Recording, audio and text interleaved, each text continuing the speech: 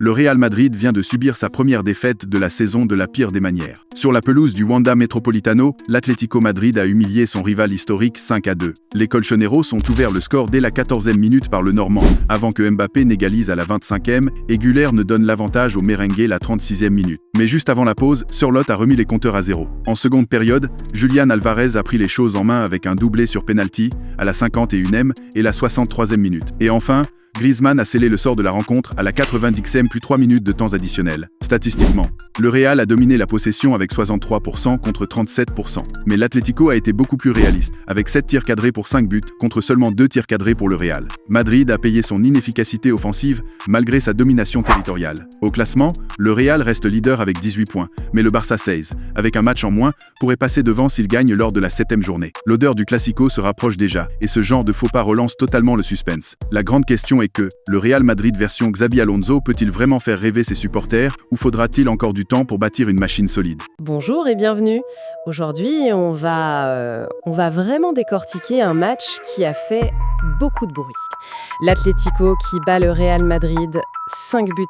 Un score assez incroyable, oui. Surtout que le Real, il restait sur 6 victoires en 6 matchs de championnat.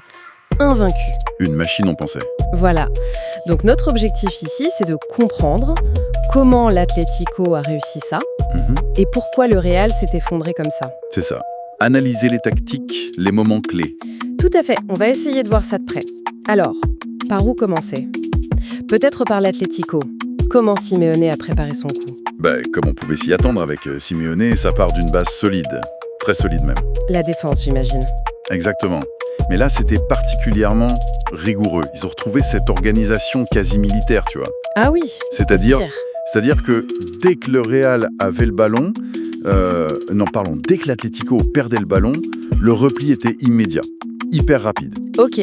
Ils formaient un bloc très, très dense, médian-bas, la plupart du temps. Et j'ai lu quelque part qu'ils avaient même joué en 6-2-2 par moment. C'est vrai, ça? Oui, c'est assez fou, mais c'est vrai. Par séquence, on voyait quasiment 6 joueurs sur la ligne défensive. 6? Mais c'est énorme. C'est énorme. Avec 2 milieux juste devant et les 2 attaquants qui coulissaient. C'était vraiment pour saturer l'axe et les demi-espaces. Là où le Real aime bien combiner, justement. Précisément. L'idée, c'était de les forcer à jouer sur les côtés. Et ça a marché? Ça a très bien marché. Parce que même sur les côtés, ils se retrouvaient souvent en infériorité, le Real. Ah d'accord. L'ailier ou le milieu de l'Atlético venait toujours aider le latéral. Du coup, beaucoup de centres, mais souvent de loin, ou des tirs de loin. Et avec Oblak dans les buts. Voilà, Oblak a été très solide, mais il n'a pas eu non plus des arrêts impossibles à faire tout le temps. Les espaces étaient juste fermés, asphyxiés. Ok, donc une défense de fer, mais pour marquer 5 buts, il faut autre chose. La fameuse transition rapide de l'Atlético. Ah oui, ça c'est l'autre clé, c'est indissociable. D'abord, récupérer le ballon. Comment il faisait ça? Pressing haut. Pas forcément très haut tout le temps, mais très ciblé. Un pressing intense sur les joueurs clés du Real au milieu, dès qu'ils recevaient le ballon. D'accord. Et une fois le ballon récupéré? Là, ça partait à une vitesse folle. Verticalité maximale. Pas de chichi, pas de passe latérale. Droite au but. Et qui était le détonateur de tout ça, Souvent Griezmann. Il jouait un peu plus bas, mais avec beaucoup de liberté. C'est lui qui lançait les contres. Par la passe? Par la passe, par une accélération, il était vraiment inspiré ce jour-là. Il trouvait toujours la bonne solution pour mettre la défense du Real en difficulté. Une défense qui devait être prise de vitesse, j'imagine. Systématiquement. Ils étaient souvent encore en train de se replacer, les défenseurs madrilènes, les espaces dans leur dos ou entre eux, c'était criant. Ce contraste est fou. Un bloc très bas et hop, ça explose vers l'avant. C'est ça, le style Simeone quand il est parfaitement exécuté. Mais bon, 5 buts, il faut aussi les mettre. L'efficacité, ça a dû jouer un rôle énorme. Ah mais c'est clair, c'est ça qui transforme une bonne tactique en correction. L'Atlético a été clinique. Chirurgical. Chaque occasion ou presque. C'est l'impression que ça donnait, oui. Le duo Griezmann-Julián Álvarez a été exceptionnel. Álvarez met un doublé. Et les autres? Griezmann marque aussi, le Normand sur coup de pied arrêté et Sørloth aussi. Donc ça montre la variété des menaces. C'est vrai. Mais au-delà des buteurs, c'est ce réalisme. Chaque erreur du Real, chaque petite ouverture, c'était but ou presque. Ça a dû miner le moral du Real, ça. Évidemment. Ça renforce l'Atlético dans son plan et ça met le doute chez l'adversaire. Tu mènes 1-0, puis 2-0, tu sens que tout fonctionne. Alors que le Real, eux, ils devaient se dire « mais comment on va passer ?» Et en plus, on prend des buts. Exactement. C'est fascinant parce qu'ils n'ont pas eu besoin de 30 occasions. Ils ont juste été incroyablement efficaces sur leur temps fort. Leto. Bon, ok.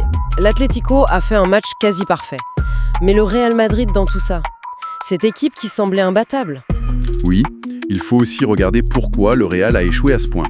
La performance de l'Atlético est une chose, mais les failles du Real en sont une autre. Et elles étaient nombreuses, visiblement. Oui. D'abord, les choix de Xavi Alonso. Tactiquement, il s'est fait piéger. Ah oui, qu'est-ce qui n'a pas marché dans son plan? Le Real n'a jamais trouvé la solution face à ce bloc de l'Atlético.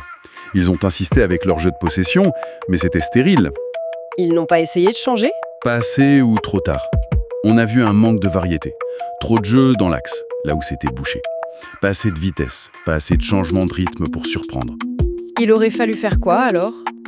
Peut-être plus de combinaisons rapides sur les côtés. Utiliser plus la largeur, des dédoublements, ou même des frappes de loin plus systématiques mais mieux préparées. L'équipe a semblé un peu sans solution, sans plan B face à ce mur. C'est un coup dur pour Alonso alors? Pour un jeune entraîneur face à un vieux briscard comme Simeone, oui, c'est une leçon tactique assez sévère. Et cette défense, prendre 5 buts, même avec des joueurs comme Militao, c'est inquiétant, non? C'est le point le plus alarmant, clairement. 5 buts. Et surtout la manière. Des erreurs de concentration, des problèmes d'alignement. On voyait des espaces énormes parfois. Oui, surtout en contre. Entre les centraux, ou entre le central et le latéral. C'était trop facile pour l'Atlético de s'y engouffrer. Militao, il apparaît en difficulté, hein? Par moments, oui. Face à la vitesse d'Alvarez, au déplacement de Griezmann. Et si Rudiger était absent, ça a pu jouer aussi. Son absence pèse, c'est sûr. Pas seulement individuellement, mais aussi pour l'organisation, le leadership derrière. Mais attention, ce n'est pas que la faute des individus. C'est toute la structure défensive qui a pris l'eau. Le bloc équipe n'était pas assez compact. Exactement. Quand tu perds le ballon si haut et que ton bloc n'est pas resserré, ta défense est complètement exposée. Et face à la vitesse de l'Atlético, ça ne pardonne pas. Et même devant.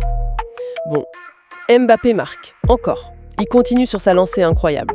Oui, ça, c'est presque la seule satisfaction côté Real. Mais à part lui, on a eu l'impression qu'ils étaient un peu impuissants, non? Oui, c'est ça le paradoxe. Il marque 2 buts, mais l'impression générale, c'est l'inefficacité. Mbappé a marqué, mais il a semblé parfois un peu seul. Obligé de faire des exploits individuels. Un peu, oui. Faute de solution collective évidente. Le reste de l'attaque, on ne les a pas beaucoup vus. Pourtant, ils ont eu le ballon. Oui, mais une possession stérile, dans des zones sans danger. Peu d'occasions vraiment franches, finalement, à part les buts de Mbappé et Güler. Güler qui marque aussi, c'est vrai. C'est bien pour le jeune, mais ça ne masque pas le problème collectif. Est-ce qu'il y a une dépendance Mbappé? C'est une question qui se pose, oui. Et puis la complémentarité entre les attaquants, ce jour-là, elle n'a pas sauté aux yeux. Les connexions habituelles ne fonctionnaient pas. Et le cœur du jeu, le milieu de terrain. Normalement, c'est le moteur du Real. Et là, c'était peut-être le secteur où la différence a été la plus flagrante. Le milieu du Real a été submergé. Carrément, oui. Oui. Valverde, Güler, les autres, ils n'ont jamais réussi à prendre le contrôle. L'Atlético a fait un travail de harcèlement incroyable. Il ne les laissait pas respirer. C'est ça. Toujours quelqu'un sur le porteur, toujours à couper les lignes de passe vers l'avant. Impossible pour les créateurs du Real de se retourner et de jouer. Et ça a des conséquences énormes. Bah oui. Difficulté à trouver les attaquants, récupération du ballon plus bas, et surtout ça t'expose au contre dès que tu perds le ballon au milieu. C'est là que le match s'est joué en grande partie, je pense. Si on résume alors, on a eu droit à une démonstration tactique de Simeone et son équipe. Exactement. Une leçon de réalisme, de discipline. L'Atlético a joué son jeu à la perfection. Et en face, un Real qui a montré des failles qu'on ne soupçonnait peut-être pas autant. C'est ça. Ce match rappelle que même une équipe en pleine bourre peut être mise en difficulté par un plan de jeu rigoureux. L'Atlético a exploité chaque faiblesse. Pour le Real, c'est plus qu'une défaite. C'est un avertissement. Un gros avertissement, oui. Ça soulève des questions sur les choix d'Alonso. Ça met en lumière des points faibles. La défense face à la vitesse, la difficulté contre un bloc bas. Ils vont devoir travailler là-dessus. Absolument. Comprendre pourquoi ça n'a pas marché et trouver des solutions. C'est un rappel que rien n'est jamais acquis et que l'adaptabilité, c'est crucial. En gros, pour conclure rapidement, Alonso, l'Atlético a été brillant dans son approche, solide derrière, rapide devant et terriblement efficace. Tout à fait. Une victoire basée sur leurs points forts historiques, mais exécutée avec une précision redoutable. Et ils ont parfaitement su exploiter les faiblesses d'un Real méconnaissable ce jour-là. C'est exactement ça. Ce qui nous amène à la question finale, peut-être. La question qui brûle les lèvres, oui. Quelle va être la réaction du Real Madrid? Est-ce que c'est juste un accident de parcours, un jour sans? Ou est-ce que ça révèle quelque chose de plus profond? Est-ce que cette claque va les réveiller, les pousser à corriger le tir? Ou est-ce que ça va installer le doute, marquer le début d'une période plus difficile? Difficile à dire pour l'instant. Impossible. Mais leur réaction dans les prochains matchs, elle, sera très intéressante à observer. Est-ce que ce sera le déclic ou le début d'un petit déclin? Le fameux accident industriel ou le début des problèmes? On verra bien. On suivra ça de près, c'est certain.